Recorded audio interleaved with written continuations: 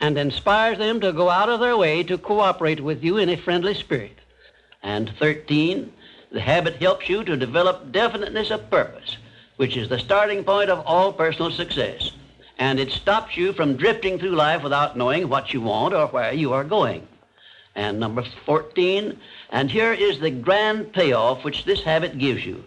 It provides you with the one and only excuse for asking for a promotion to a better station in life or a higher pay. Obviously, if you are doing no more than you are being paid for, then you are receiving pay for all to which you are entitled. And you have not a single excuse for asking for more pay or a better position. You understand this point and appreciate its significance, do you not? 15, last but not least, the habit of going the extra mile conditions your mind to maintain a mastermind alliance with others. Ever so often I hear people complain about their not receiving favorable breaks in their relations with others. I never hear this sort of complaint from one of my students of the science of success, nor from anyone who has ever read any book that I have written, because all of my students have learned the secret of how to create their own favorable breaks. They do it by following the habit of going the extra mile. I can tell you frankly, I have never received a major favorable break during my entire life that did not come from having applied the principle of going the extra mile. Sometimes I hear people complain also that their positions are such that they are not permitted to go the extra mile. And my counsel to these people is always the same. Change positions and market your services where it pays to go the extra mile. I am sincere in giving this advice because I know that no one can do better than earn a mere living unless and until he begins going the extra mile. During my business career, I suppose I have employed at one time or another at least a score of private secretaries, all of whom followed the habit of going the extra mile. But I have never been able to keep but one of those secretaries for more than a year because invariably they promoted themselves into better paying jobs elsewhere, and they did so with my full blessings.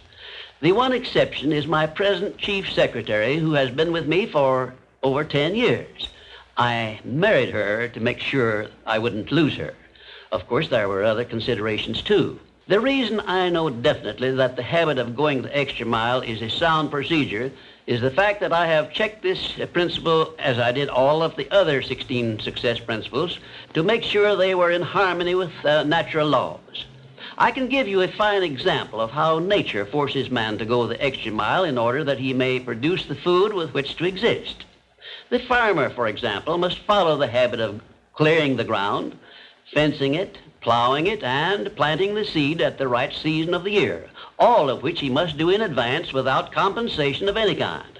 If he does his part of the work properly, he then hands the job over to nature, sits down and waits for her to do her part, and within a brief period, nature germinates the seed the farmer plants, matures it, and yields back to him the seed he planted, plus perhaps an increase of 100 times that amount to compensate him for having gone the extra mile.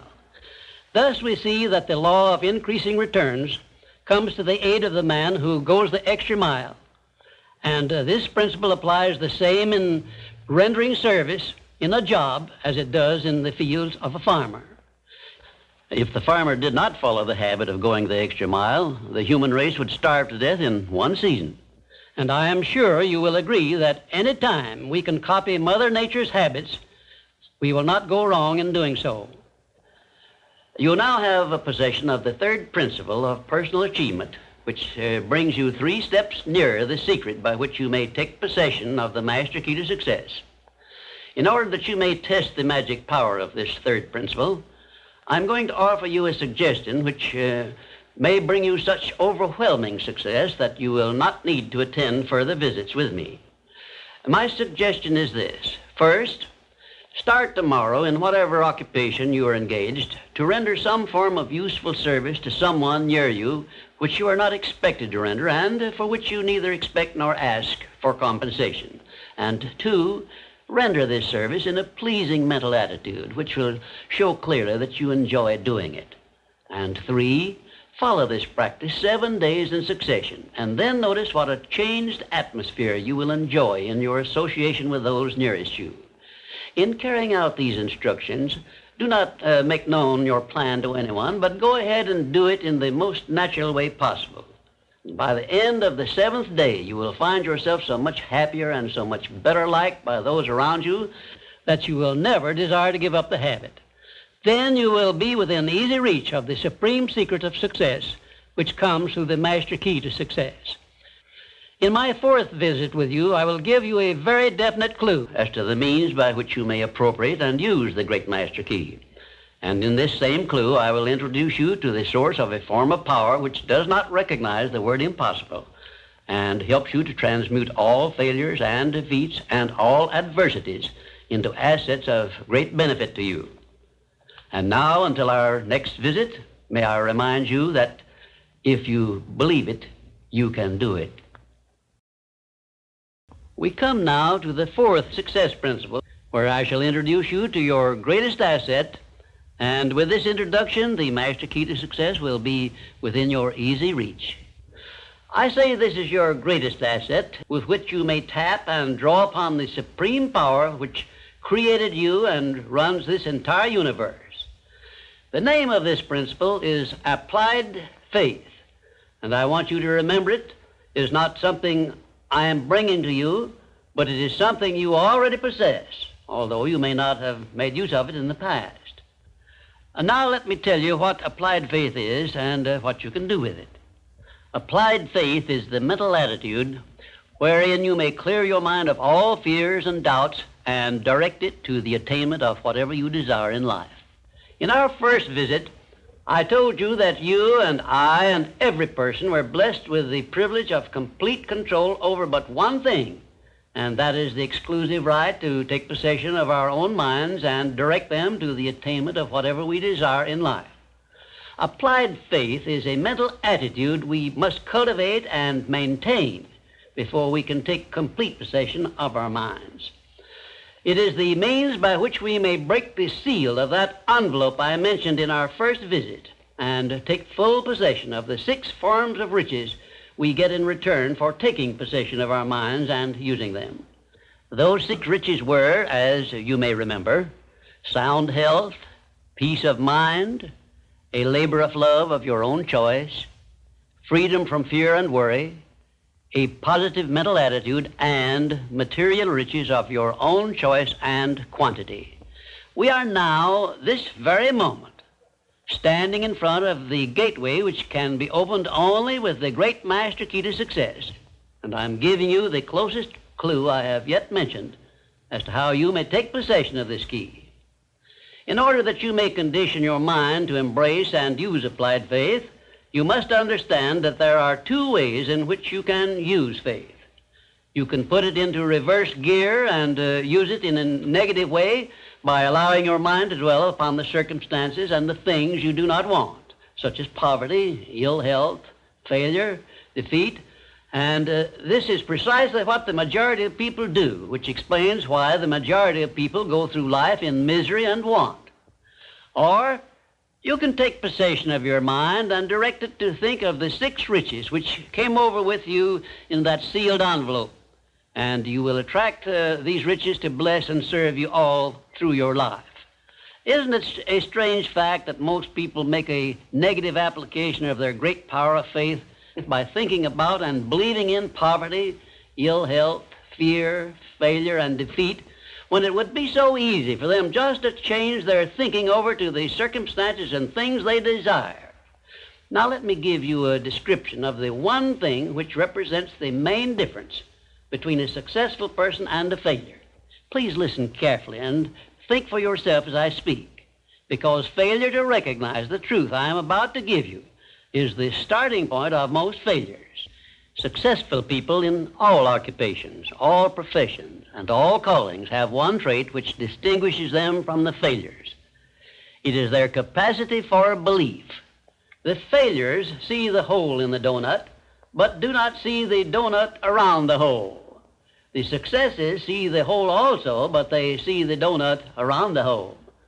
Thomas A. Edison believed that he could perfect an incandescent electric lamp, and despite the fact that he failed over 10,000 times before he was crowned with success, He made his belief uncover the secret for which he was searching.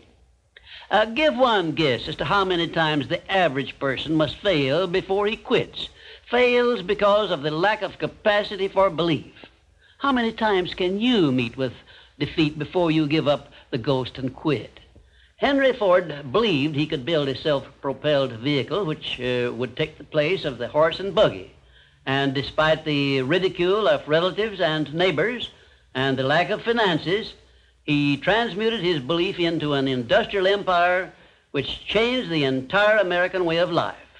Mind you, Ford did this with very little education and no operating capital to begin with. Right here, let me ask you a question which may well change your entire life. You perhaps have an idea or a plan which would be useful to other people, but you have done nothing about it because you lack the self-confidence to give you a start. In other words, you are now where Henry Ford was before he built the first model of his world-famous automobile. Mr. Ford broke through that wall of fear which may now be holding you back and put his idea into operation by making use of the mastermind principle I mentioned in our second visit through an alliance with his wife. Now, the question I wish to ask you is this. Why don't you form a mastermind alliance with someone and begin putting your ideas to work for you? Belief is truly a magic word because it is the beginning of all successes. It is the very foundation of civilization. It is the one quality you must develop before you can make use of the great master key to success. To be successful, you must become a person with a great capacity for belief, and the place to start believing is with yourself. You should begin by recognizing that you were born with the privilege of complete control over your own mind. You should also recognize that by the application of the master key to success, which I am passing on to you through these visits, you can take full possession of your mind and make it yield you whatever you demand in life. Observe, I use the word demand, not beg. The Creator never intended for you to beg for anything. If He had, He would not have blessed you with full control over your own mind. If your life is not what you want it to be, you can change it. As a matter of fact, you can do anything within reason that you desire to do if you embrace the principle of applied faith and keep it directed to the attainment of the things you want and off the things you do not want. I should know what I'm talking about because I was handicapped at birth by the four horsemen which keep most people in bondage all the days of their lives: poverty, fear, illiteracy, and superstition. Theoretically, I had not the slightest foundation for hope that I could ever escape the influences of these four curses. But I did escape, and now I am devoting my entire life to helping other people to gain deliverance from these four basic enemies of mankind. I have discovered the master key which gives one deliverance from all the evils one does not want and opens wide the gateway to the riches which the Creator intended every person to enjoy on this earth. Applied faith is the only means by which the master key can be appropriated and used. Therefore, I give you these instructions through which you may create a mental attitude which is favorable for the expression of faith. 1, know what you want and believe that you can and will get it. 2, give expressions of gratitude many times daily for having received that which you want, even before you actually get physical possession of it. Possession starts first in the mind. Please remember this. 3rd, keep your mind open for hunches from within. And when you are inspired to action, do not wait, but move on your own personal initiative at once. Remember, there can be no application of applied faith without action. 4th, when overtaken by defeat, as you may be many times, remember that man's faith is tested many times before he is crowned with final victory. And accept your defeat as nothing more than a challenge to keep on trying. And 5, A burning desire for the things or circumstances you want is the starting point of all applied faith. Be definite, believe, and act. And keep on acting if at first you meet with defeat. 6, when doubt creeps into your mind, remember that whatsoever a man believeth, that shall he also reap. Remember, faith is not something you get. Faith is something you already have. But you may be using it in reverse gear by believing in the circumstances and things you do not want, the things you fear.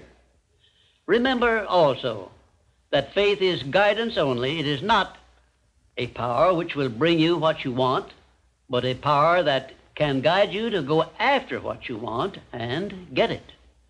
Remember, too, that your faith is limited only by your own capacity to believe. You can do whatever you make up your mind to do. I believed I could give the world a practical philosophy of success which would free men and women from their fears and limitations. I stood firmly back of that belief through 20-odd years of effort and saw my belief give freedom to millions of people. Do the thing, said Emerson, and you shall have the power. May I paraphrase this great truth by saying, believe and you shall receive. And now, until our next visit, will you please remember that your life is exactly what you make it by your own mental attitude. For our 5th visit, our subject is a pleasing personality. Your personality determines whether people are attracted to you or shy away from you. It is the show window in which you display your character to the world, and it is the one thing which distinguishes you from all other human beings. It is your trademark by which people recognize you, and it is the thing which determines your success or failure in selling yourself through life. Therefore, you should see your personality just as others see it, so you may improve it where it needs improvement. Your personality consists of more than 30 different factors, traits, and characteristics. Because of the limit of time I can devote to this visit with you, I can mention only the more important of your traits of personality. But before I begin to describe these traits, I want you to know that every trait which goes into your personality is under your control, and you can improve it so it will be whatever you want it to be. Let us start with the most important trait of your personality, your mental attitude. This is the trait with which you attract people to you and cause them to like you, or repel them and cause them to dislike you. Your mental attitude must be positive if you attract people to you. How do other people know whether your mental attitude is positive or negative, you may ask? Well, the answer is easy. First of all, other people tune in and pick up your mental attitude by telepathy without your saying a word or making a move. But there are other ways they can tell whether your mental attitude is negative or positive. You disclose this information by the tone of your voice, whether it is pleasant or harsh, by the expression on your face, whether it is soft and pleasing or harsh and scowling, by the courtesy and consideration you show other people, or the lack of these. So you see, there is no escape from revealing to others the exact nature of your personality. The next most important trait of your personality consists of your flexibility of your mental attitude or your lack of it. If you have flexibility, you adjust yourself to all the circumstances in your relations with others without losing your composure or allowing yourself to become irritable or angry. Just remember, if you have flexibility of your mental attitude, it will be impossible for anyone to make you angry or to irritate you without your consent or cooperation. Now, this is worth knowing, isn't it? You cannot control the actions of other people which might justify you in becoming irritated by them, but you can control your reaction to all such circumstances by exercising your trait of flexibility. And you will observe that all people in the higher brackets of success have this flexibility, and they do control their reaction to the influences of other people. The third most important trait of a pleasing personality is the ability to control and direct your emotion of enthusiasm. Enthusiasm is one of the means by which you can give forcefulness to your words, but you must be able to turn it on and off at will as definitely as you can turn on and off water at the spigot. Uncontrolled enthusiasm often makes people boresome. It also may open wide the window to one's mind through which other people may enter and influence one in ways he does not wish to be influenced. The fourth most important trait of a pleasing personality is a sincerity of purpose. The person who is not sincere in all relationships with others is soon detected and rejected, because no one is attracted to the person who thus endeavors to deceive others. Sincerity is one quality of character which cannot be successfully faked, not even by the most astute rascal or the most efficient actor, because insincerity evermore carries with it some warning sign which other people recognize. You have only to go back into your own experience with insincere people to prove the truth of what I have stated. There are 26 other important traits which give one a pleasing personality, but I do not have time to give them to you in this visit. Now let us turn our attention to some of the common habits which destroy a pleasing personality. Please check yourself as I describe these negative habits, and you may make discoveries about yourself sufficient to enable you to rebuild your entire personality so it will become a master salesman in your behalf. One of the most destructive habits which make one's personality objectionable is that of breaking in and running away with the conversation when others are speaking. And 2, sarcasm, expressed by insinuations and wisecracks which are not so wise, is near the head of the list of habits which give one a negative personality.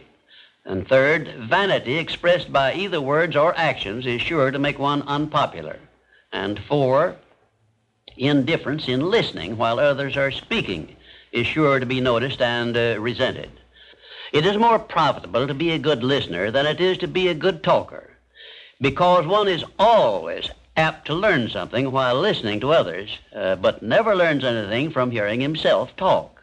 5, the attempt to flatter where flattery is obviously not deserved will bring quick resentment from others. Also, it will put them on notice, if they are wise, that the flatterer wants something he perhaps should not get.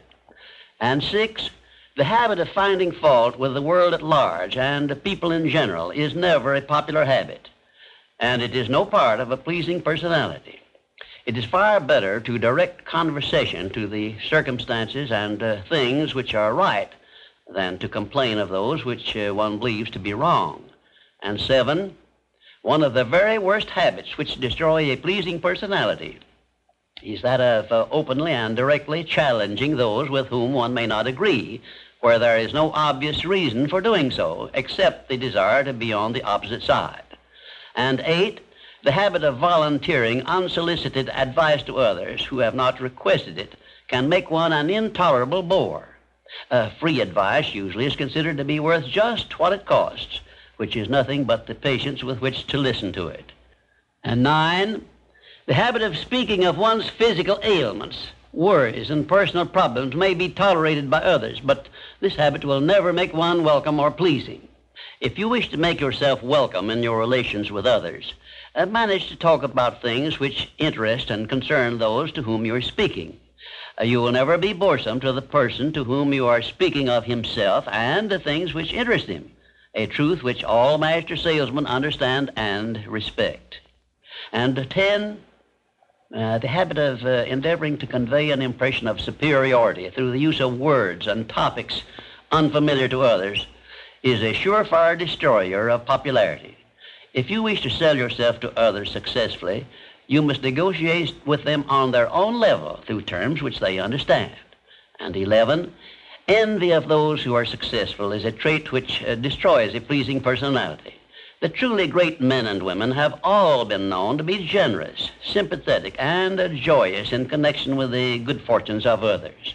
And 12, slovenliness in body, posture, and in clothing never attracts but always repels others. Clothes make not the man, as has been said, but they surely give him a mighty good start if they are appropriate and properly worn. Carelessness in body carriage and posture is immediately traceable to a negative mental attitude. If you are free from these 12 common habits which make one unpopular, you probably have a very pleasing personality. There are 5 other negative habits which make one unpopular, which I have not had the time to mention. Remember this, please. If you are not liked by other people, you may be sure there is a reason which you can detect and correct. It is unnatural for one person to dislike another without a cause. Before you can make full use of the master key to success, you will need to make your personality pleasing. This will require courage on your part and honesty with yourself. A pleasing personality stands near the head of the list of assets which make one truly rich. I was impressed with this truth many years ago when I heard Andrew Carnegie say that he paid his right-hand mastermind ally, Charles M. Schwab, $75,000 a year for the services he rendered directly. But he often gave Mr. Schwab a bonus at the end of the year of $1 million for the influence he exerted on his associate workers because of his pleasing personality. You see, therefore, Andrew Carnegie, who has been said to have been the greatest judge of men this nation has ever known, placed a value on a pleasing personality of more than 10 times as much as he valued the personal services of his right-hand man. Perhaps this will give you a clue that may help you up the market value of your personality. And now, until we meet again, may I wish you health, wealth, and peace of mind. This visit brings us to the 6th principle of success, without which the 5 principles I have given you previously would be useless. It is the principle of self-discipline. Self-discipline, as I am presenting it to you here, has reference not only to your mastery of negative habits, which stand in the way of your success, but more particularly to your development and enforcement of the positive habits you will need in order to avail yourself of the 6 assets you brought over with you in that sealed envelope I mentioned in our first visit. Now let me give you a list of the more important things over which you will have to exercise self-discipline before you can embrace and use the great master key to riches. 1, you will have to gain mastery over your tongue by acquiring the habit of thinking first and then speaking after you are sure that what you say will benefit you and not injure others. A loose tongue often is one's greatest liability. 2, you will have to exercise self-discipline in mastering the common tendency to strike back at those at whom you have a cause, real or imaginary, for a grievance. You must remember that everything you do to or for another, you do to or for yourself, because your every thought and every act which benefits or injures another person comes back to you in kind, greatly multiplied. So, if you feel that you must slander another person, do not speak it, but write it. Write it in the sands near the water's edge, then move away from it until the tides have flown. 3, you will have to exercise self-discipline over all of your emotions, particularly your emotions of love, hate, fear, and sex. These are the big 4 of your emotions, and they can make you or break you according to the extent of discipline you exercise over them. 4, your mental attitude needs discipline and control at all times. Lacking this discipline, it can, and it often does, drive away friends, destroy opportunities to get ahead, brings on physical and mental illness, develops stomach ulcers, and makes peace of mind impossible. 5, I have reserved the emotion of sex for special mention, because failure to exercise self-discipline over this emotion probably heads the list of all the causes of personal failure. The emotion of sex is the most powerful of all emotions, and it is nature's great creative instrument with which all species of living things are perpetuated.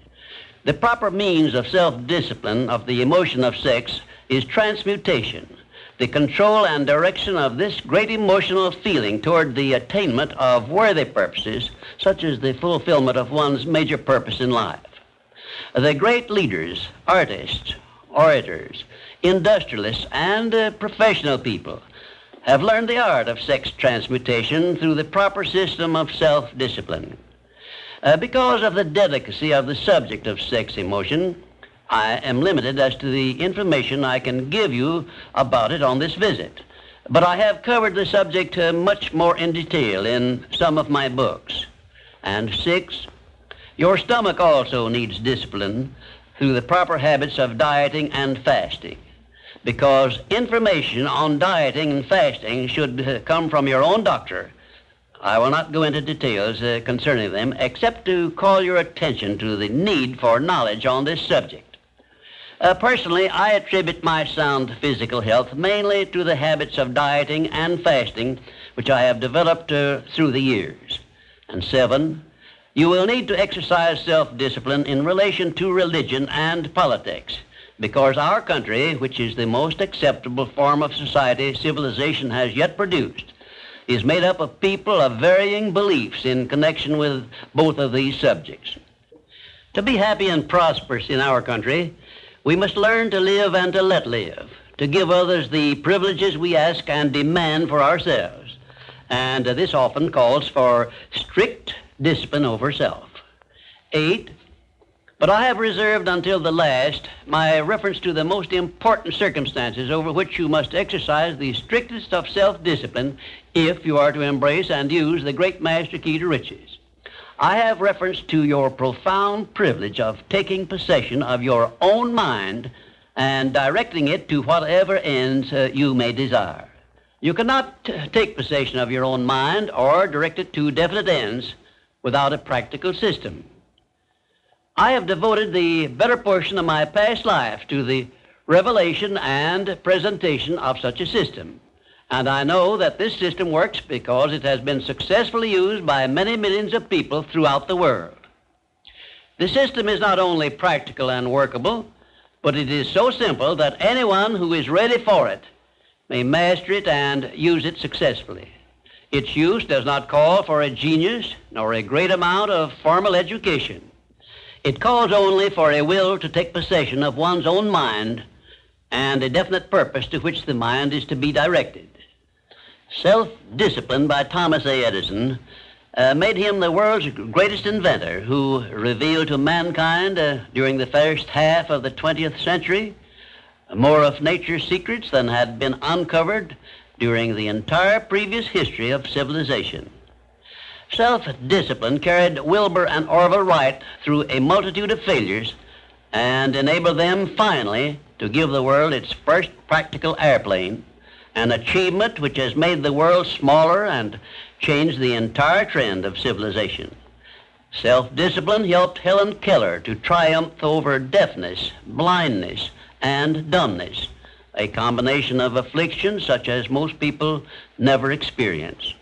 Self-discipline helped me to carry on through years of heart-aching discouragement and defeat and give the world the first practical philosophy of success based on the know-how gained by hundreds of men and women who spent a lifetime by the trial and error method in discovery of the principles which lead to personal success. Self-discipline is among the top-ranking features of all the great religions, including, of course, the Christian faith. And there are some people who believe that our major purpose on earth is that of developing wisdom through struggle and self-discipline.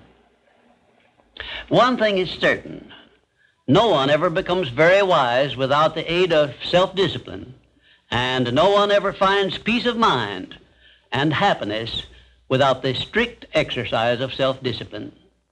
Self-discipline is the only means of transmuting sorrow into faith. It is the only means by which we may transmute hatred of others into the milder emotion of sympathy for them. It is the only means by which we may reveal and profit by the seed of an equivalent benefit which comes with every adversity and every defeat. It is the only means by which we may shut out of our minds the deadly effects of past experiences of suffering and unpleasantness. And it is the means by which we may discover that other self we carry around with us, that self which has great capacity for belief and does not become influenced by failure and defeat. Self-discipline can give us freedom from the fear of death, the most difficult to master of all of our fears. It can free us from the disease of hypochondria, the fear of imaginary illness with which so many people suffer and sometimes die. Self-discipline is the means by which we may think our own thoughts, live our own lives as we wish to live them, and remain forever free from the evils of fears and limitations which we have inherited from the dark ages before the dawn of civilization. The Creator never gives one an asset or benefit without passing along with it the means by which it may be embraced and used. Self-discipline, therefore, is the means by which the Creator provided us with a method of embracing and using the only thing over which we have unchallengeable control, the power of our own thoughts. And now, until our next visit, may I remind you that the habit of taking the line of least resistance makes all rivers and some men crooked. Well, this brings us to the 7th visit, and I hope to hand you the master key to success before I finish, because my subject will lead you so near to the master key that you will be apt to recognize it. As I have suggested in previous visits, a positive mental attitude can clear away all obstacles which stand between you and your major purpose in life. Because of the importance of the subject of our visit, I shall not only tell you that a positive mental attitude heads the entire list of the 12 great riches in life, but I am going to give you explicit instructions as to what you must do to keep your mind positive. In all the success books I have written, I have never suggested to my readers what they should do without clearly telling them how to do it. Are you ready? If you are ready, this visit may bring the most important change in your life you have ever experienced. 1. Learn to adjust yourself to other people's state of mind and difficulties so as to get along peacefully with them and to refrain from taking notice of trivial circumstances in your relations with other people by refusing to allow them to become controversial incidents. Great people always avoid small incidents of controversy when possible. 2. Establish for yourself a definite fixed system of conditioning your mind at the beginning of each day so you will keep it positive under all circumstances. 3. Learn the art of selling yourself to other people by indirection, such as asking leading questions which will bring out the sort of reactions from others which you desire. And do not permit yourself to be drawn into argument over unimportant subjects. 4. Adopt the habit of having a good hearty laugh every time you become irritated or angry, and it will help you if you begin each day with 1 minute of hearty laughing. This will change the chemistry of your brain and start you out with a positive mental attitude. However, you had better get out of sight when you take your laughing exercise. 5, start each day with an expression of gratitude for all the adversities, defeats, failures you have experienced in the past, and search for the seed of an equivalent benefit these have yielded you through the passing of time. Then give thanks for the blessings you expect to receive during the day.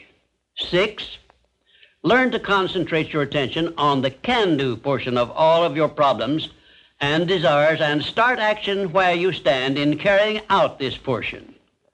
No matter what may be your problem or your desire, there is always something you can do right now that will help you. Find out what this something is and do it. 7, learn to transmute all unpleasant circumstances into immediate action which calls for a positive mental attitude, and make this a fixed habit. For example, when you are angry, switch your mind to some sort of action in connection with your hobby or your major purpose in life, and keep it busy with that subject for 5 minutes.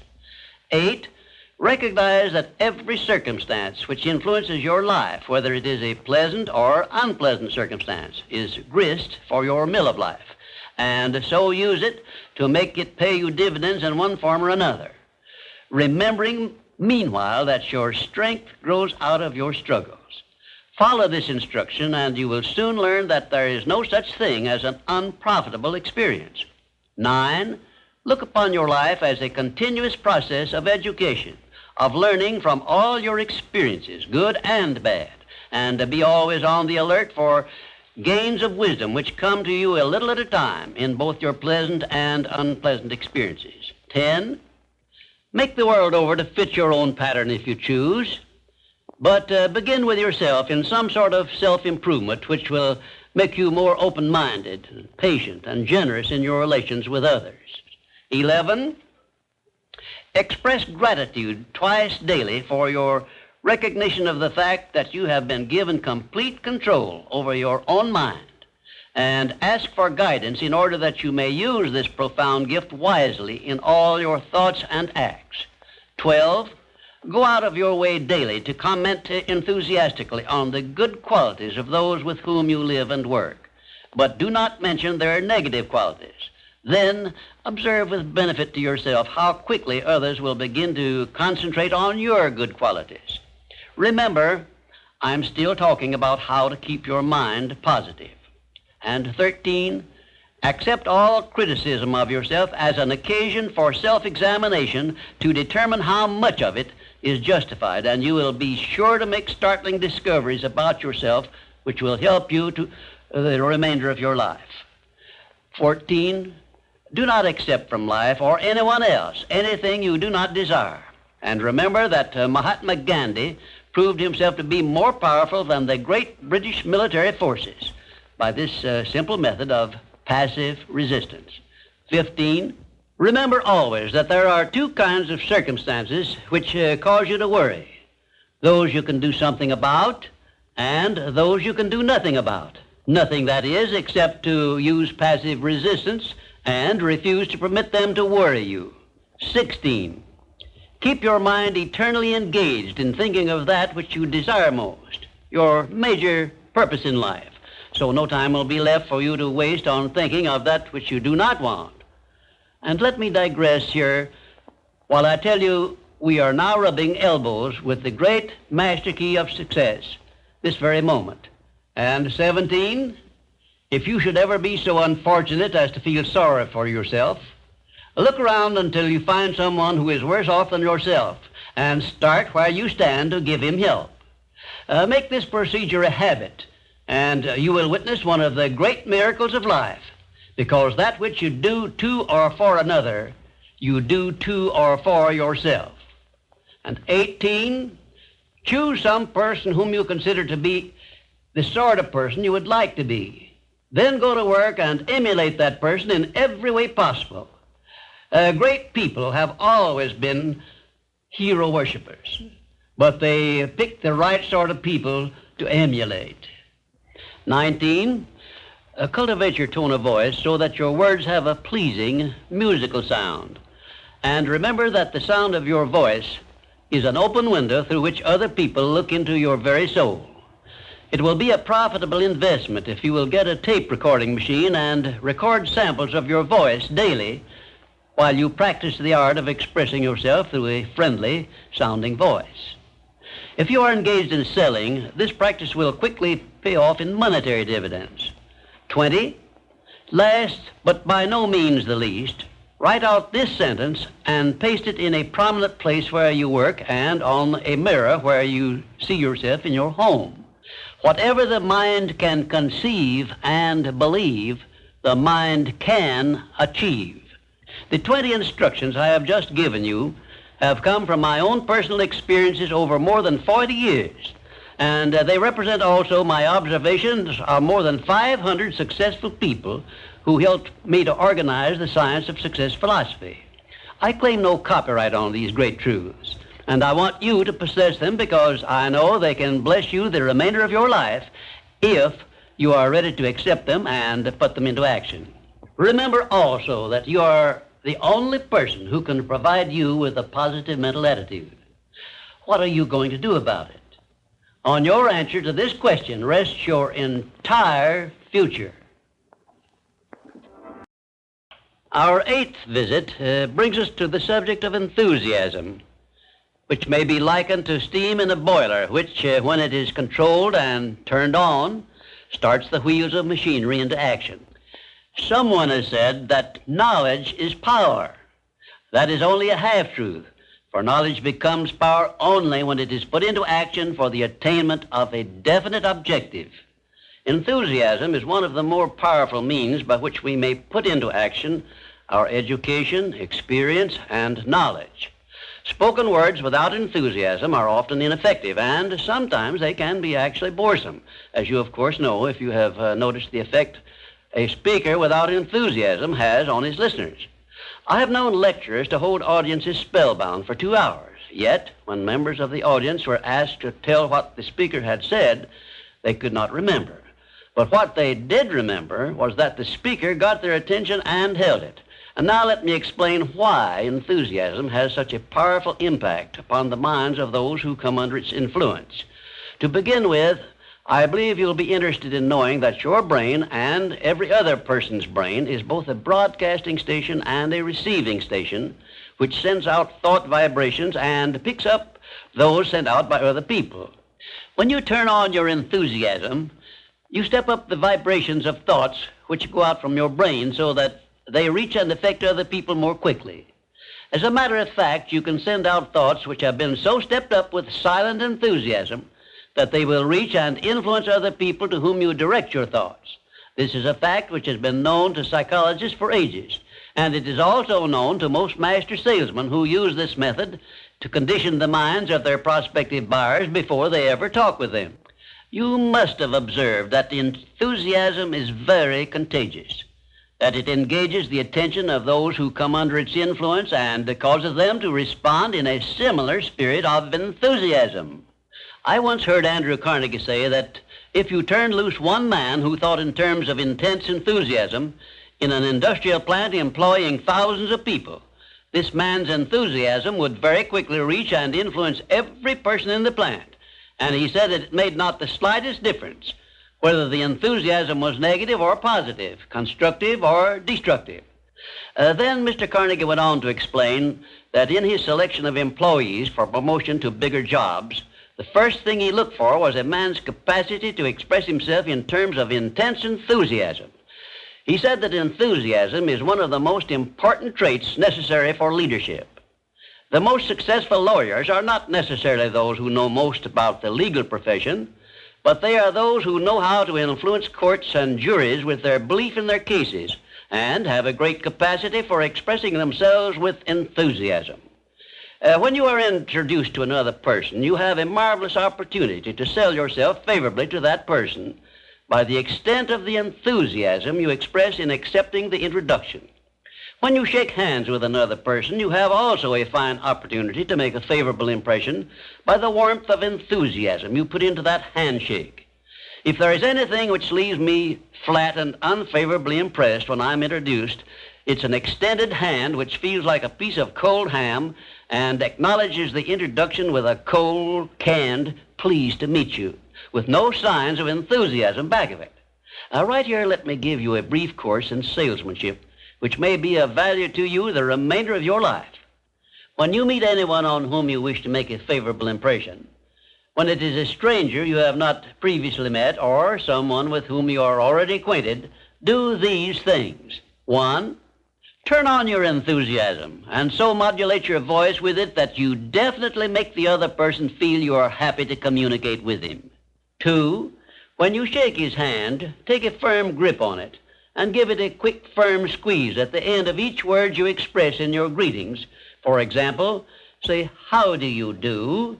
I am so very glad to meet you." Do not crush the hand, however, as I have known some people to do. 3, then if you begin the conversation, be sure that you direct it to some subject of interest to the other person. And 4, follow through by eagerly asking questions which will keep attention focused upon the other person. Then, when you are ready to have the other person hear what you have to say about yourself or your interest or your business, he will have been prepared to listen attentively. For many years, I taught master salesmanship, and the first important thing I endeavored to teach my students was the importance of 1, speaking with enthusiasm. And 2, selling the prospective buyer himself before trying to sell him anything else. I've often told my students of salesmanship that the best possible way for one to sell himself to others is to first sell the others to themselves. That counsel was sound when I began training salesmen over 30 years ago, and it is still sound. When I was a youngster in school, I discovered that the teachers from whom I learned most were those who expressed the greatest enthusiasm in their teaching. And I have heard an experienced doctor say that the enthusiasm he carries into the sick room with him has more to do with helping to bring about a cure than all the medicine he can prescribe. And now let me give you another interesting sidelight on the effects of enthusiasm. I have noticed that enthusiasm not only influences others who come under its effect, but it also very distinctly influences and benefits those who follow the habit of expressing it in their thoughts and deeds. Enthusiasm is an expression of a positive mental attitude, and it has long been known to doctors that a positive mental attitude stands high on the list of influences which give one sound health. I have heard it said, for example, that only one thing causes stomach ulcers, and that is worry or a negative mental attitude. And only one thing can cure stomach ulcers, and that is a positive mental attitude. It seems that disease germs cannot live and thrive in the bloodstream of one whose mind is always positive. I have still another very important observation concerning the power of enthusiasm, which I wish to give you. I have observed that prayers expressed with intense enthusiasm bring much quicker and more satisfactory results. Now, you can try this for yourself and be convinced. I began experimenting with this idea many years ago, and from my experiences, I gathered the information which caused me to change my method of prayer entirely. I now use the prayer I recommended to you on previous visits, with the gratifying results that I get quicker and more favorable action from my prayers than I did when I expressed them in a spirit which lacked enthusiasm. I suggest that a very practical way to begin learning to express yourself with enthusiasm will be to follow the habit of reading aloud for 10 minutes daily, putting all the enthusiasm at your command into your reading.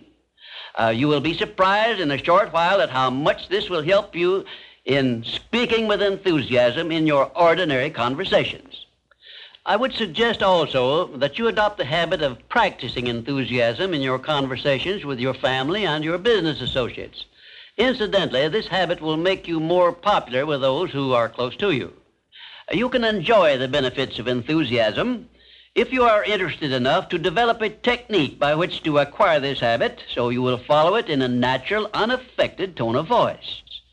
If you follow my suggestion that you read for 10 minutes daily as a means of acquiring the habit of enthusiasm, I recommend that you write down a list of 10 subjects, things, or circumstances in which you have the keenest interest, and use this list for your practice purposes.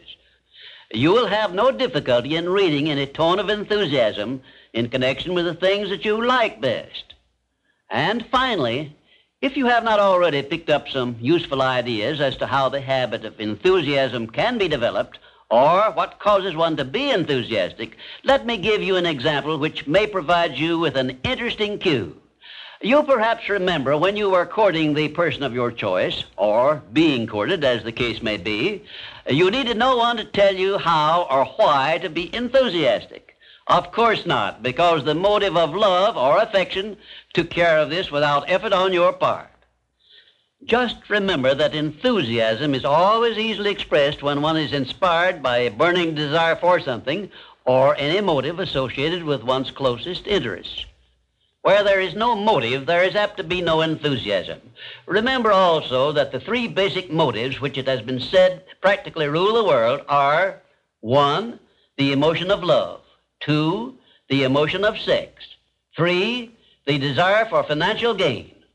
A combination of all 3 of these motives, it has been claimed, can convert a mediocre person into a genius, and I leave the thought with you for consideration. And now, until our next visit, I ask that you try the habit of moving with enthusiasm in all of your daily work, and See how much better you will feel. We come now to the 9th visit, where we shall analyze the 9th principle of success, which is personal initiative. Personal initiative is the dynamo which starts the faculty of imagination into action, in the process of translating one's definite major purpose into its physical or financial equivalent. If you aim for success above mediocrity, you will need to learn to act on your own personal initiative, because your success is something which you must achieve for yourself without someone telling you what to do or how to do it. Incidentally, Cyrus H.K. Curtis, the former owner of the Saturday Evening Post and one of my collaborators in organizing the Science of Success philosophy, was responsible for a motto on personal initiative of such great importance that I want you to have it. Said he, "There are two kinds of men who never amount to much: those who cannot do as they are told, and those who can do nothing else." Of course, Mr. Curtis's implication is very clear. He implied that those who amount to something worthwhile in life are those who move on their own personal initiative without being told what to do or why they should do it.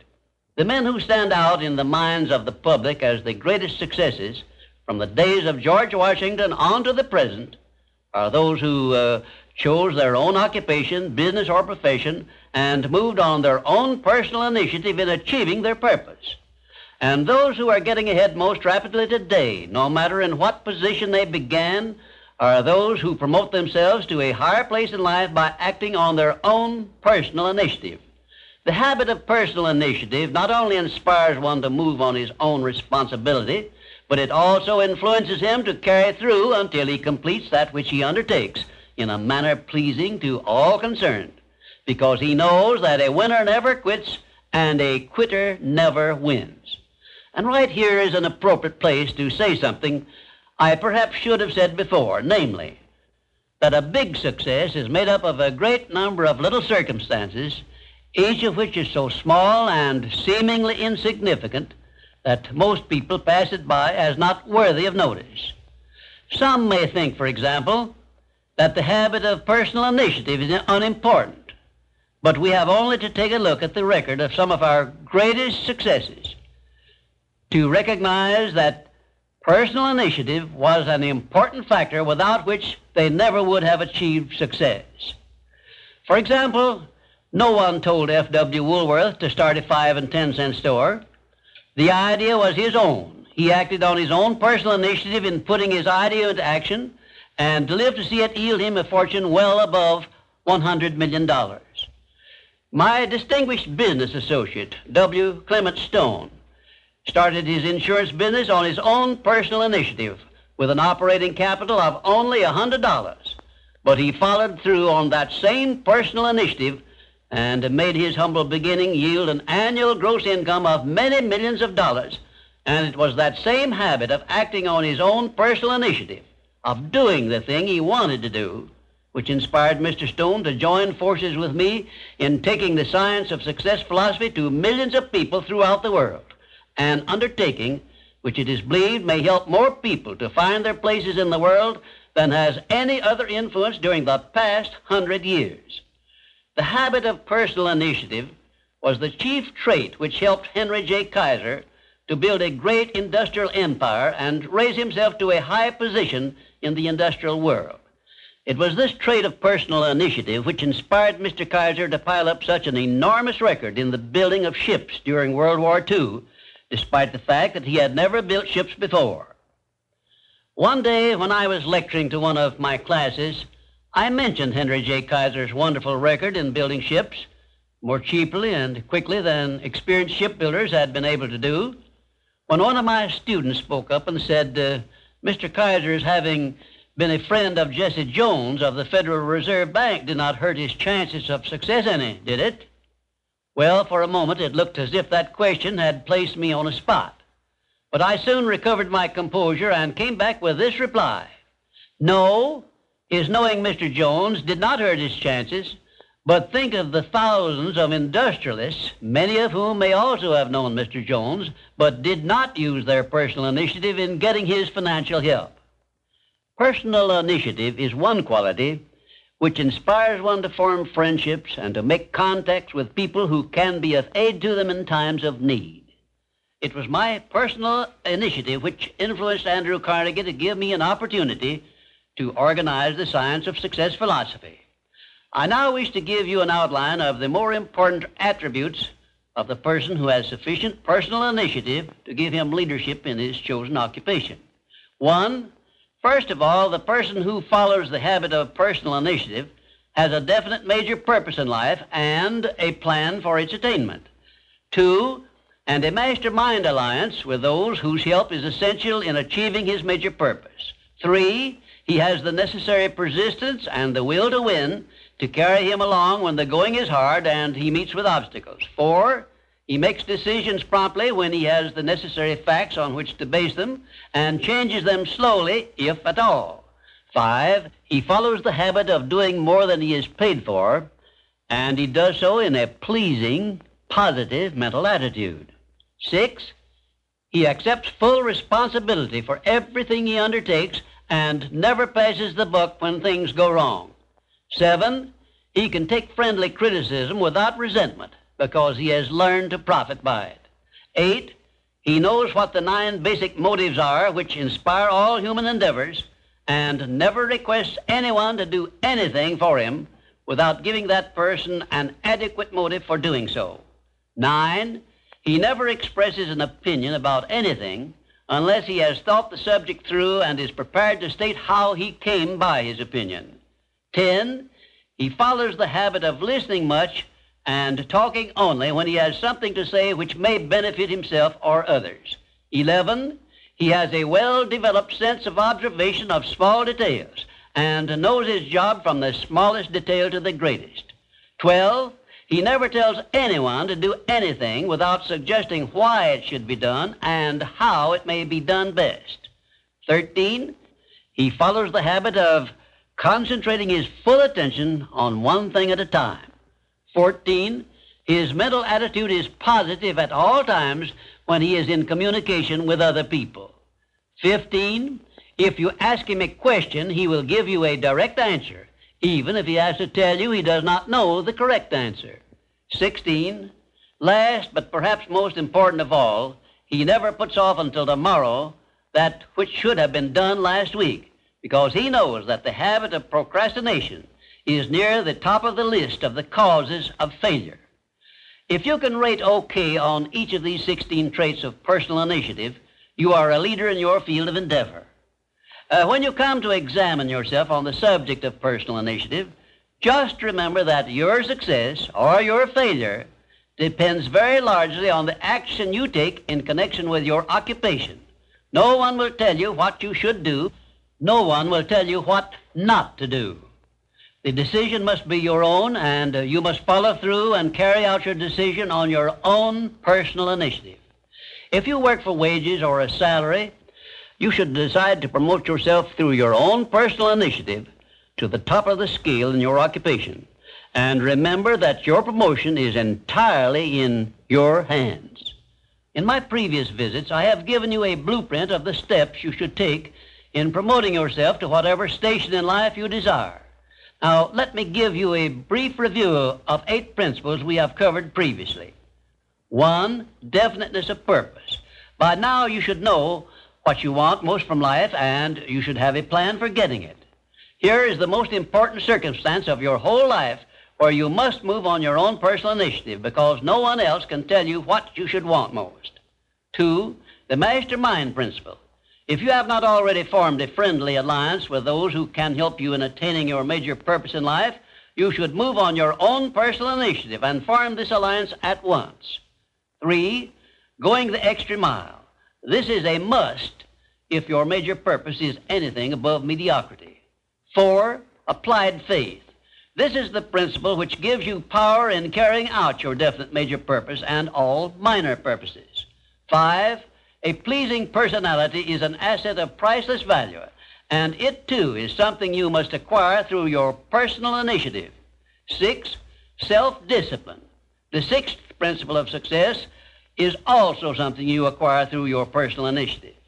7, a positive mental attitude, which is the most important of the 12 great riches of life, is also the product of your own personal initiative.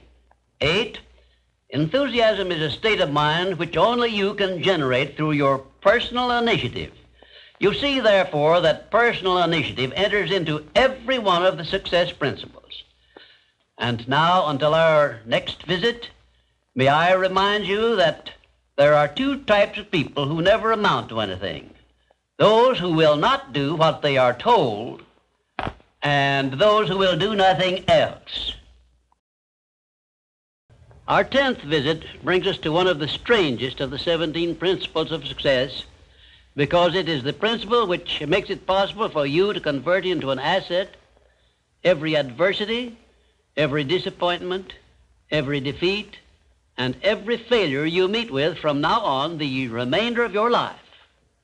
Yes, the principle of learning from adversity makes it possible for you to transmute all your past failures and mistakes into an asset which will help you achieve outstanding success in the future. At the very outset of this visit, I wish to call your attention to an important fact which may give you immediate possession of the great master key to success, namely, that your positive mental attitude is the only means by which you may convert adversities, defeats, and failures into assets. It seems to have been intended that everyone should experience adversities, defeats, and even failures as a part of nature's method of disciplining people to learn how to take possession of their own minds. But the Creator very wisely provided everyone with the means for converting these experiences into benefits of a priceless value, the means being our privilege of maintaining and directing a positive mental attitude. Despite the benefits which we may get from adversities and unpleasant experiences of every nature, no one desires to meet with these experiences. A failure or defeat is just as unpleasant to me now as it was 30-odd years ago when I was learning about failures and unpleasant experiences in the great University of Hard Knocks. Yet, I would be something less than fair with you if I had neglected to tell you that my greatest blessings came from my greatest adversities. But these blessings never would have been recognized by me if I had not learned the truth that every adversity carries with it the seed of an equivalent benefit, which is the very hub of this visit with you. Once you learn that adversities can be made to pay dividends, you will acquire the habit of looking for that seed of an equivalent benefit in each such experience with which you meet. Come with me now, and I shall give you some examples which prove conclusively that failures, defeats, unpleasant experiences can be converted into stepping stones on which one may rise to great heights of personal achievement. My first illustration concerns a man of whom you may have heard, and I have no doubt you have eaten some of the food which he produced and marketed throughout the nation as a result of an adversity which would have stopped most men cold. The man was Milo C. Jones, who owned a small farm near Fort Atkinson, Wisconsin, on which he made only a fair living until he was stricken down with double paralysis, which deprived him of every portion of his body except his brain. In this hour of his greatest adversity, Milo C. Jones used his mind, took possession of it for the first time in his life, perhaps, and out of that mind came the idea of raising hogs and converting them into little pig sausage. And on that same farm where previous to that adversity he made only a mere living, he found the seed of an equivalent benefit that compensated him for the loss of the use of his body and lived to see little pig sausage yield him a huge fortune. Isn't it strange that so often people have to be cut down by failure and defeat before they learn that they have minds capable of mastering all of their problems? Isn't it strange why Milo C. Jones did not discover the little pig sausage idea while he had a sound body? My next illustration is based on an adversity of a man whom we all know because he was President of the United States, and his name was Franklin D. Roosevelt, who was stricken in the prime of his life with polio, which destroyed the use of his legs. Instead of sitting on a street corner with a tin cup and some lead pencils, as many another might have done under similar circumstances, Franklin D. Roosevelt transmuted his affliction into a buildup of his self-reliance and lifted himself to the highest position available to mankind anywhere on this earth, got that position and held it until he passed on, held it longer than had any previous president. Verily, I tell you with all the enthusiasm at my command, that you may find in your adversities the necessary challenge to inspire you on to success, such as you never would have known without these experiences. I do not suggest that you look for adversities or expect to meet with them, but if you do so, just remember not to fear them. And instead of brooding over them, as most people do, let me suggest that you be different and convert them into stepping stones on which you may rise to whatever place in life you have set for yourself. 3. My next illustration is based on you and all the adversities and failures you have ever experienced. I shall not go into details because I do not know the details of any such experiences you may have met with, but this much I do know. I have brought to you in this visit the means by which you can convert all your past disappointments and all of your future adversities and failures into a seed of equivalent benefit. You can do this by the simple process of appropriating and putting to your use the 9 success principles I have given you previously. If you do not remember these 9 principles, write to me and I will tell you how to get copies of them. Right here, may I remind you of the great importance of following the principle of a positive mental attitude, because this is the principle you will need most in converting unpleasant experiences into assets. 4. My next illustration involves a very intimate personal experience of my own, which began when my mother passed on. I was 8 years of age. I know that the loss of one's mother at any age usually is regarded as an irreparable loss which offers no possible benefits. But even in the loss of loved ones, we may find that there is a seed of an equivalent benefit. I found that seed in one of the most wonderful persons I have ever known when my father brought home my new mother.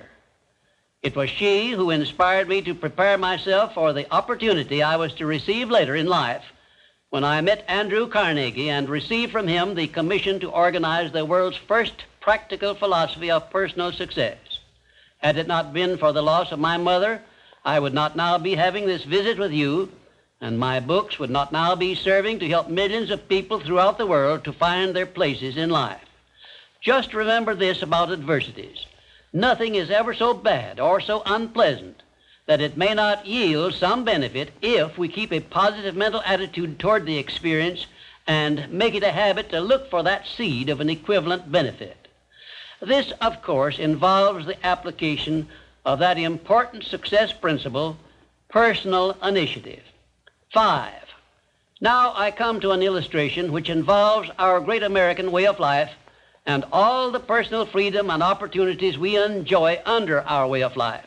And it begins with our defeat of the British in 1778. Probably every Britisher believed that the loss of the American colonies was an irreparable loss which offered no possible benefits. Yet you and I know that if we had not defeated the British and made ourselves rich and powerful, the British Empire probably would have been wiped out in World Wars I or II. We know also that although the British Empire survived those 2 wars, it was our financial help which saved the British from starvation and bankruptcy. So, today, every Britisher should give thanks for the defeat of Lord Cornwallis's armistice, because that defeat finally became the means of survival of the British Empire. 6. My next illustration brings us face to face with an adversity which involves you and I and every other person now living. An adversity from which we have not as yet availed ourselves of that seed of an equivalent benefit which is to be found in all adversities. I have reference to the trend in this and all other countries to rob individuals of their rights of personal freedom, a trend which is in direct violation of the obvious purpose of the Creator to give every individual the privilege of freedom of thought and action. There is something definite you and I can do about this common trend to rob us of our rights of personal freedom. We cannot turn it back entirely by our individual efforts, but we can and we should do something about it where it affects us individually and where we know what we can do and how we can do it. Of course you will ask, what can I do to influence a world trend? And I shall answer by saying there is something definite that you can do. You can refuse to accept this common trend and take full possession of your own mind, thus fulfilling your personal responsibility to your Creator. Remember those 2 sealed envelopes I mentioned in a previous visit. One of them is labeled riches you may enjoy by taking possession of your own mind. Very well, you have a responsibility to yourself, your loved ones, your Creator, to take possession of your own mind and to direct it to ends of your own choice.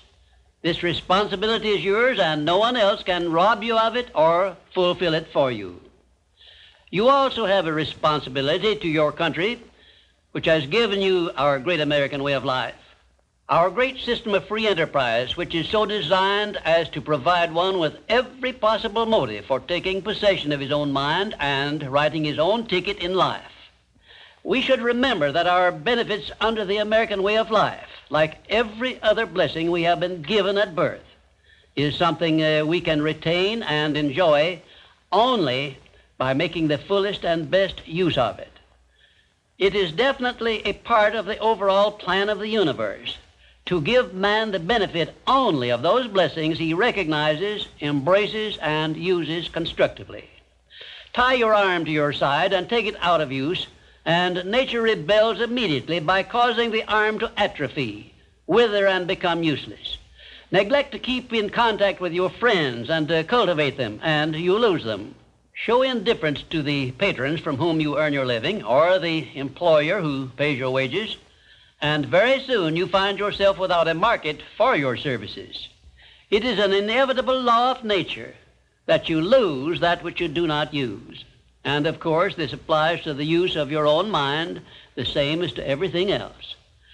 And we who so often boast that we are citizens of the richest, the greatest, and the most powerful nation civilization has yet produced, will do well to remember this law, through which we lose that which we do not properly use. In this visit, I have brought you what may be a surprise or even a shock by introducing this great principle of profiting by adversity.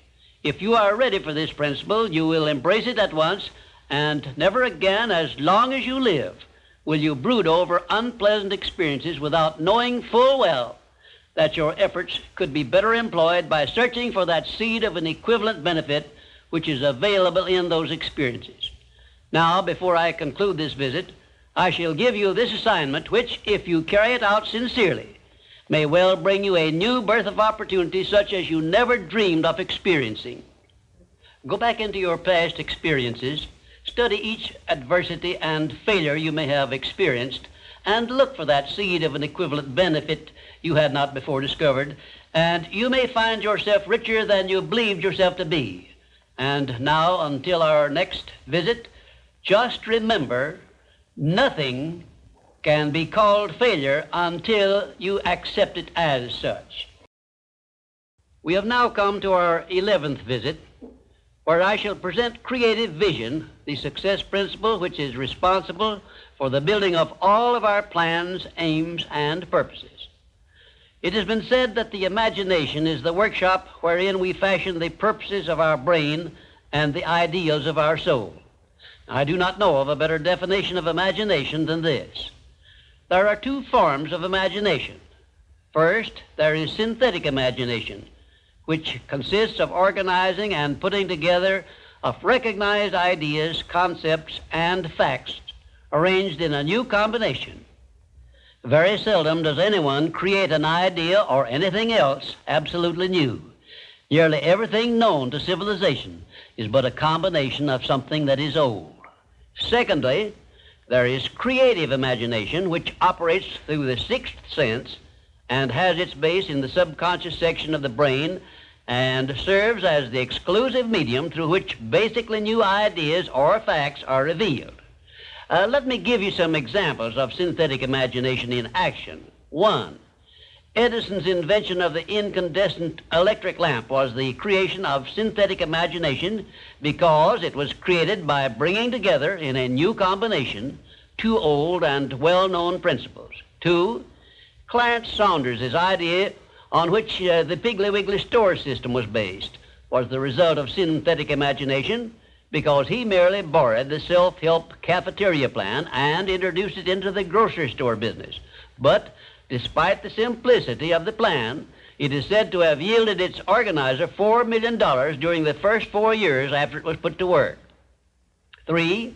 Henry Ford's first automobile was created through synthetic imagination by the simple procedure of bringing together the well-known method of transportation, the horse and buggy, and the steam-propelled thrashing machine. Both ideas were old, but it remained for Henry Ford to combine them in a new method of use, and he made himself the most distinguished industrialist of his era by his achievement, not to mention a fabulous fortune. 4. The man who dipped a hunk of ice cream in chocolate, placed a stick in it for a handle, and called it Eskimo pie, used synthetic imagination and started a new industry which still has a widespread outlet and grosses annually a huge sum. It is safe to assume that the creator of this simple plan of merchandising was well compensated for his use of his synthetic imagination. 5. F.W. Woolworth made use of synthetic imagination by the simple procedure of setting up a retail store in which a large variety of merchandise retailing at 5 and 10 cents per item was offered to the public, and lived to see his merchandising innovation start a series of similar retail stores which gross annually many millions of dollars in sales and made Woolworth rich in the bargain. Now, I shall give you some examples of creative imagination. 1. Edison's invention of the phonograph was the outgrowth of creative imagination because no part of his invention had ever been known or used previously. 2. Signor Marconi's invention of wireless communication was also the outgrowth of creative imagination because it was based on basically new ideas which never had been used previously. He was the first to discover the means by which the ether could be made to take the place of wires in the transmission of sound. 3. Madame Curie's discovery of radium was also the outgrowth of creative imagination because no one before her had ever revealed either the actual existence of radium or the method by which it could be recovered or refined. 4. Wilbur and Orville Wright's perfection of the modern airplane was partly the result of creative imagination and partly the result of synthetic imagination, because others previous to their time had discovered some of the ideas they used successfully, but they were the first to coordinate those ideas so they worked. 5. Robert G. Letourneau made effective use of creative imagination by building heavy dirt-removing machinery which involved ideas never before used, although he was practically unskilled in engineering and had very little schooling of any kind. I worked with Mr. Letourneau for a year and a half, during which I saw him in action many times when he was drawing entirely upon the faculty of creative imagination and receiving his ideas from sources outside of his own immediate education or knowledge. Now let me give you a few suggestions as to how you may be able to make profitable use of your imagination, keeping in mind that the faculty of your imagination, like every other faculty of your mind, becomes stale through disuse and alert through use. 1. Create a system of merchandising which can be carried on by the operators of gasoline filling stations throughout the nation, and you may make your idea yield you more profit than Clarence Saunders made from his Piggly Wiggly store plan. Perhaps the system would consist of items which could be dispensed by coin in the slot machines. 2. Create a plan or system which will cause motorists to be as courteous and thoughtful of others on the highway as they are in their own homes, and you may cut down the outrageous death rate by automobile accidents and make yourself both popular and rich. Perhaps you might add to this idea some plan of engineering by which public highways would be so operated as to force motorists to drive with greater care. And you might also create some practical plan by which motorists of good reputation would be deputized as auxiliary traffic officers with two-way radios in their cars and authority to give tickets and make arrests. 3. Create a satisfactory substitute for cigarettes, and you may make yourself richer than you need to be. 4. Give me an acceptable method for taking these principles of success to children of the graded school age, and I will tell you how to make yourself rich both in money and in happiness, which comes from contributions of service which benefit posterity by improving the youth. Give me a plan which will arouse and alert people to recognize and make use of the potential of their own minds, and I will give you a job for the remainder of your life at pay which perhaps you never dreamed of getting. 6, bring me an acceptable storybook slanted to the interest of children from 6 to 12 years of age, based upon the 17 principles of the science of success, and I will ensure the publication and distribution of the book on a scale which will make you richer than you need to be. This idea probably can be best refined through the mind of a woman who understands children, loves them, and can speak in terms that will get their attention. And right here, in case you have not already recognized the fact, I am bringing you very near the point where people sometimes tune in on their creative imagination and come up with ideas which benefit great numbers of people and make themselves popular and rich. I am going to give you these suggestions solely as inspiration intended to introduce you to your faculty of creative imagination. All the good ideas have been used up, did I hear you say? Quite to the contrary, the best ideas are yet to be revealed and put into the service of mankind. There are no more opportunities to become rich, did I hear you say? Listen, please, for I have an answer for this one. The Napoleon Hill Associates are engaged in the business of helping people with sound ideas to bring them forth and give them to the world in return for riches. If you have an idea you think is good, write me about it, and I will give you my opinion of it. If you have a sound idea which you think will benefit those with whom or for whom you work, write me about it, and I will tell you what to do with it. If you have discovered a better way of doing anything, write me about it, and I will offer you suggestions for benefiting by your discovery. If you will give me an acceptable plan for influencing married people to adopt and use the mastermind principle in their domestic relations, you may benefit many billions of people in homes where harmony does not now prevail, and make for yourself a reputation worthy of a king's ransom. If you have a better idea or plan for the use of salesmen in any field of selling, your idea may help millions of salesmen to increase their incomes and bring you a reward worthy of the value of your idea. If you can create an idea which will help retail store owners to display their merchandise to better advantage so as to increase their sales, write me about your idea, and if I believe it sound, I will tell you what to do with it. I am still talking to you about exercising your faculty of imagination, but I am limited as to the number of ideas I can give you in so short a time. But I will give you some more useful ideas in my next visit. Imagination is a trait which becomes alert only by constant action based on the success principles I have described in these visits. You are the one who must supply this action. The rules of accurate thinking are so clear and simple that I often wonder why so few people ever take time to learn the rules, since accurate thinking is the very foundation of all successful achievements. In this visit, I shall give you a working description of the rules of accurate thinking, which all successful people follow. First of all, accurate thinking is based on two simple fundamentals. They are called inductive reasoning and deductive reasoning. Inductive reasoning is used when the necessary facts on which to base your thinking are not available. In this case, you act on hypotheses, or what you assume the facts to be.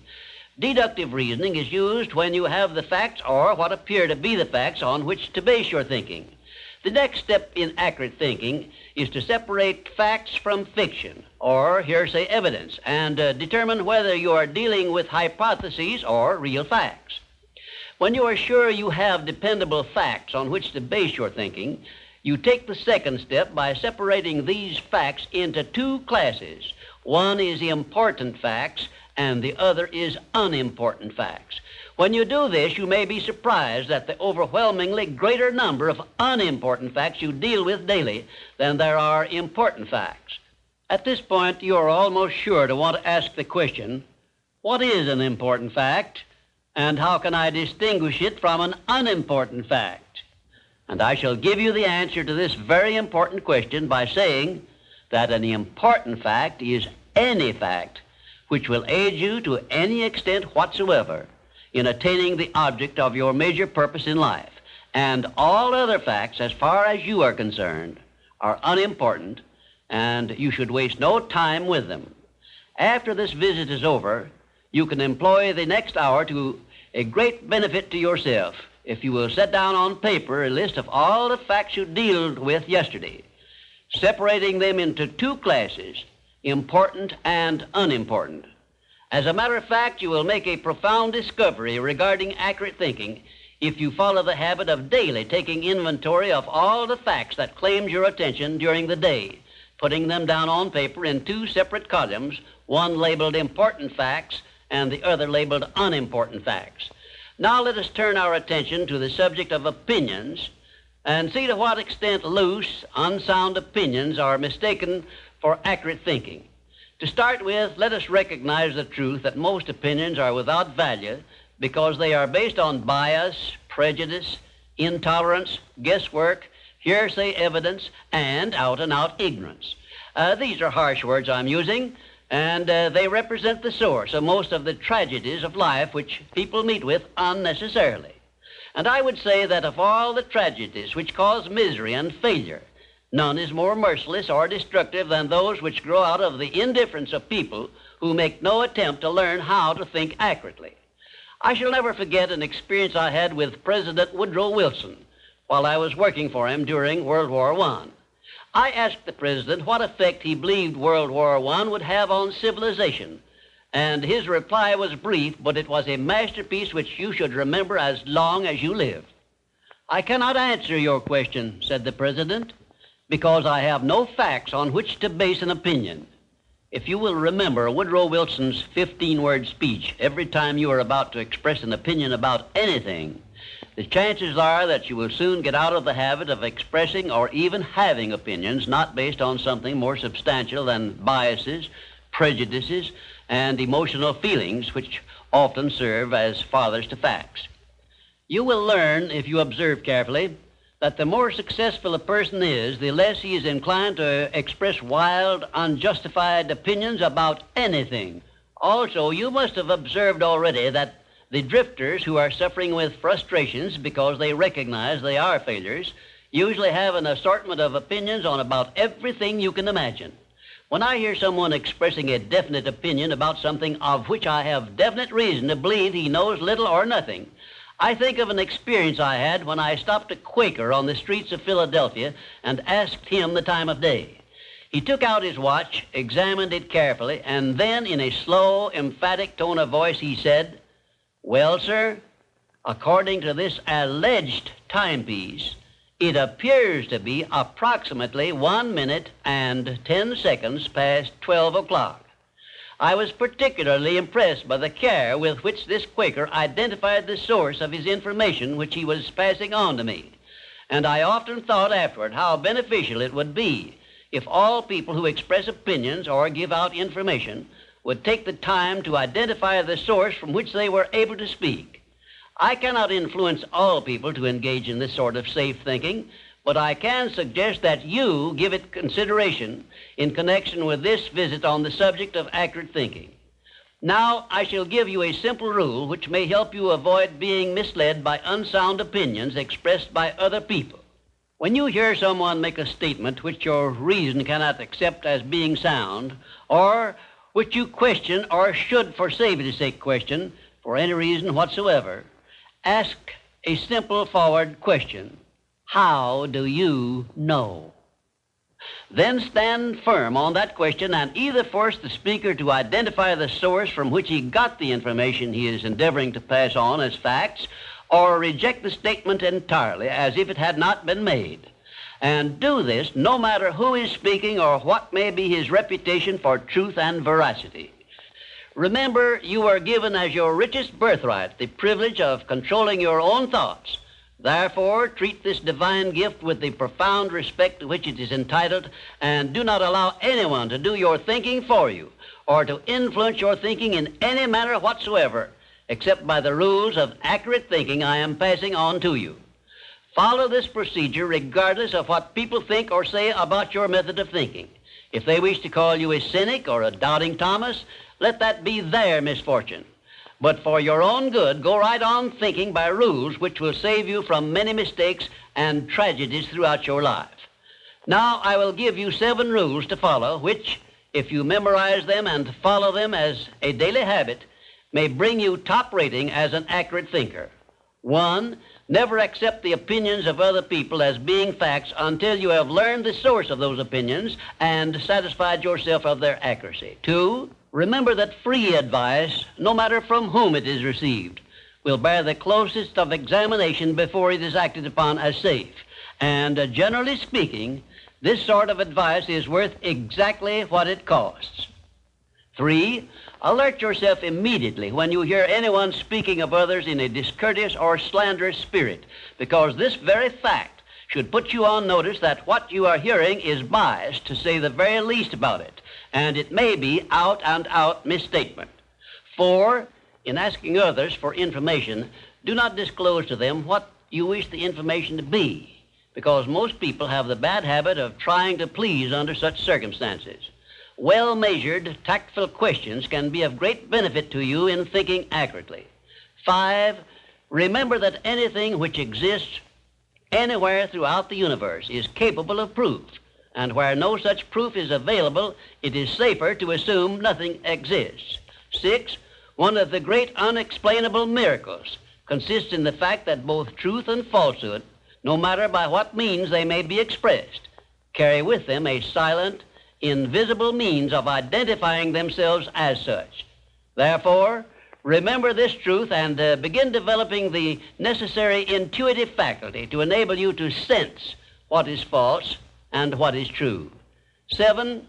Follow the habit of asking, how do you know, when anyone makes a statement you cannot identify as true.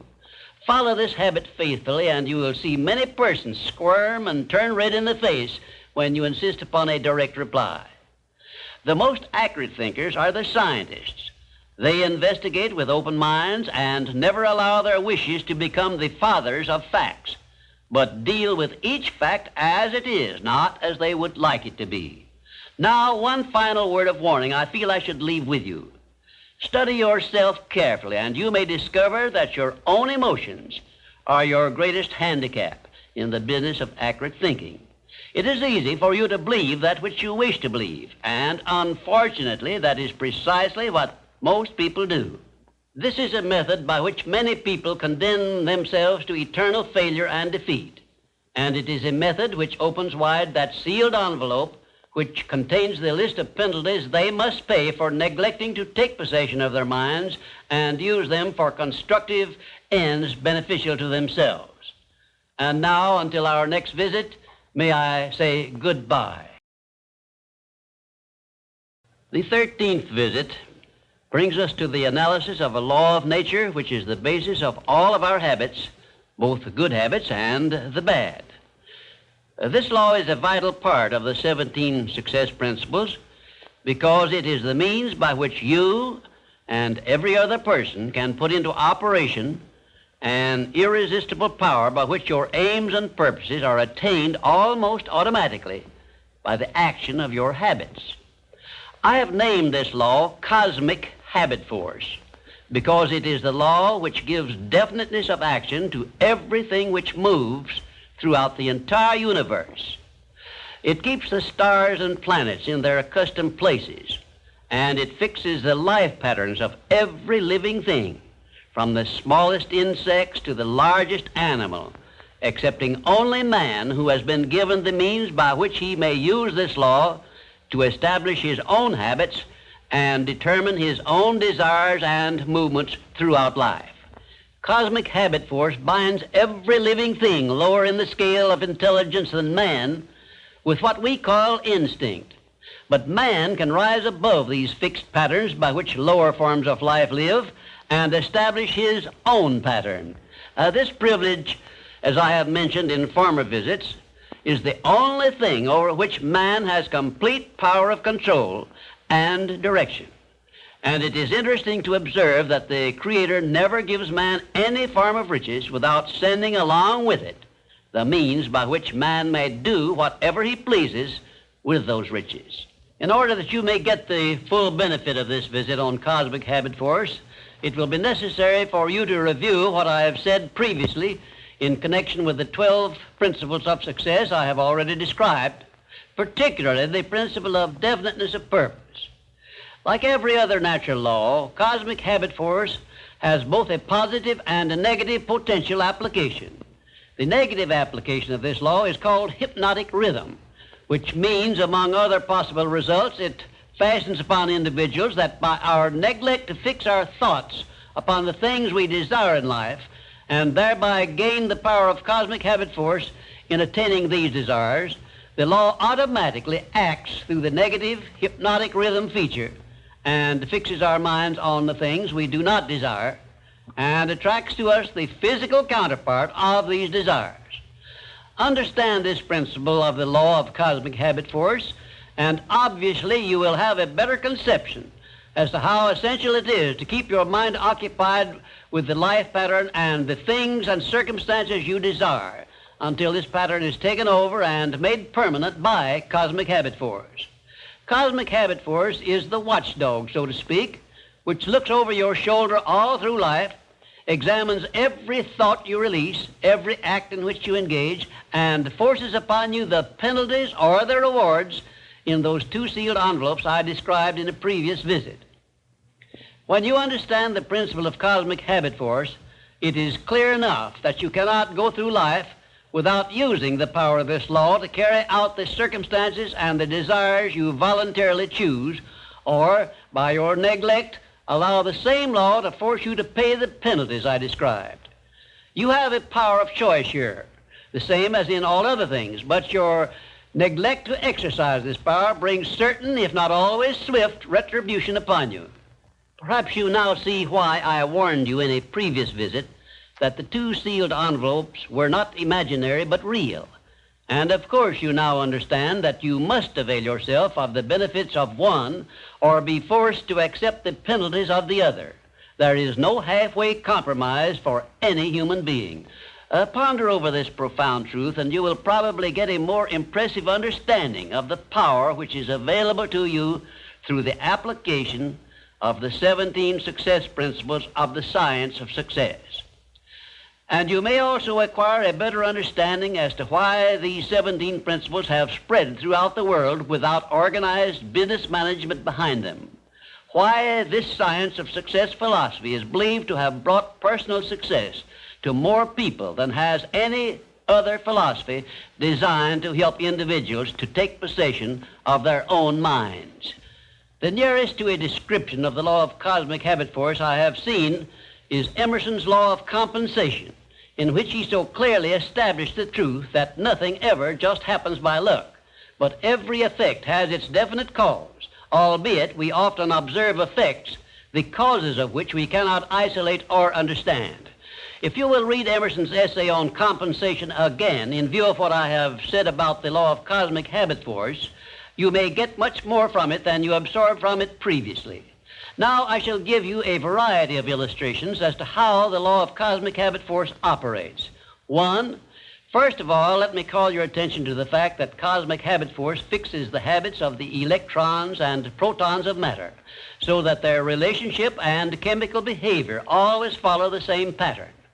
Thus we see that everything throughout the universe comes under the influence of Cosmic Habit Force, and everything moves and exists by a pattern which is immutable and enduring, except man who, as I have said, can break the habits established by Cosmic Habit Force which affect him and set up in their place habits of his own choice. Two, Cosmic Habit Force fixes the pattern of every form of vegetation which grows from the soil of the earth so that each thing reproduces after its own pattern. A grain of wheat always reproduces other grains of wheat, but never makes the mistake of producing oats or some other form of growth. An oak tree always springs from an acorn, but never from any other cause, the pattern having been permanently fixed in the acorn by the law of Cosmic Habit Force. One atom of hydrogen and two atoms of oxygen combined always produce water, never anything else, because the pattern of their chemical reaction has been fixed by cosmic habit force. 3, when the human mind is focused on a definite major purpose, the law of cosmic habit force goes into action immediately and attracts to the individual the material equivalent of that purpose, and the procedure is inexorable and never varies. However, hypnotic rhythm, the negative application of the law, will just as definitely attract to one all the undesirable things and circumstances which the mind is allowed to dwell upon, such as poverty, ill health, failure, fear, and all other undesirable things. 4, cosmic habit force, expressing itself through the emotion of sex, is the means by which every living thing perpetuates its species. Understand this truth, and you will better understand the irresistible forces of the profound emotion of sex, the means by which nature creates all living things. You will also better understand why aims and purposes, which are expressed orally under the great creative forces of sex emotion, are acted upon so rapidly by cosmic habit force. And you will understand why it is so essential to learn how to transmute the emotion of sex into the carrying out of your aims and purposes. 5, we sometimes hear people speak of successful men as being on the beam, by which they mean that those who enjoy success have established a success thought pattern in their minds, which cosmic habit force has picked up and carried out to its logical conclusion. You are on the beam when you take possession of your mind, direct it to definite ends in a spirit of belief in your attainment of those ends, and keep your mind busy in carrying out your purpose instead of allowing it to drift to subjects you wish to avoid. You are on the beam when you can truthfully say, I know precisely what I want from life, and I have faith I shall get it. You are not on the beam when you have no definite major purpose and you are drifting aimlessly through life.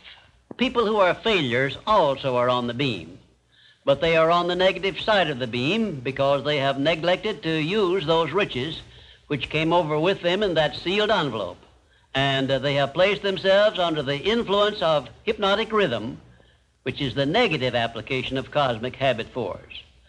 There is one word which doctors dread, and it is the word fixation, which means that a sick person believes in his sickness as something which cannot be cured. Fixations can become a priceless asset by those who have discovered the great master key to success and have learned how to develop fixations in their minds based on the things they desire most in life. Cosmic habit force is the power which makes fixations permanent. You should have a definite fixation based on your major purpose in life, but you are the only one who can create this fixation. You can do it by taking possession of your own mind and keeping it directed toward the attainment of your major purpose. If you will do this by following all the instructions I have given you in these visits, in a short time you will find yourself on the beam and headed directly toward everything you desire and deserve to receive. Lastly, remember that your mental attitude is something you control outright, and you must use self-discipline until you create a thought pattern or thought habits which keep your mental attitude positive at all times. Your mental attitude is important because it acts as a magnet which attracts to you everything, every circumstance which makes you what you are and where you are. If you wish to keep on the beam that leads to success, be sure that you give cosmic habit force a thought pattern based on the things you want most in life, and it will do the rest. And now let me close this with my favorite expression of gratitude. O divine providence, I ask not for more riches, but more wisdom with which to make wiser use of the riches you gave me at birth, consisting in the power to control and direct my own mind to whatever ends I desire.